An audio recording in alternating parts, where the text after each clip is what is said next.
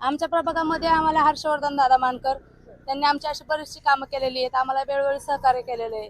आमच्या प्रभागामध्ये म्हणजे लाईटची कामं म्हणा, पाण्याची कामं म्हणा, तत्परतेने ते म्हणजे आपण कधीही त्यांना हाक द्या येतात आपल्याकडे धावून. असे ते कधीही कुठल्या कामाला नाही म्हणत नाही. आमच्या मिस्टरांना पण कामाला हे करणं लावणं करणं सगळे त्यांनीच केलेले, भाऊंनी आणि त्यांनी, हर्षवर्धन मानकर. त्यामुळे आमचं तर राष्ट्रवादी काँग्रेसलाच मत आहे. हर्षवर्धन मानकर भाऊ हर्षवर्धन मानकरच यांना नगरसेवक झाले पाहिजे, कारण त्यांनी तर बरीच कामं केली आहेत भाऊच्या माध्यमातून. यांनी ते सगळ्यांसाठी मदत हे कार्य करतात, त्यामुळं हर्षवर्धनच मानकर यायला पाहिजे. हर्षवर्धन दीपक भाऊ मानकर. बरं, का बरं?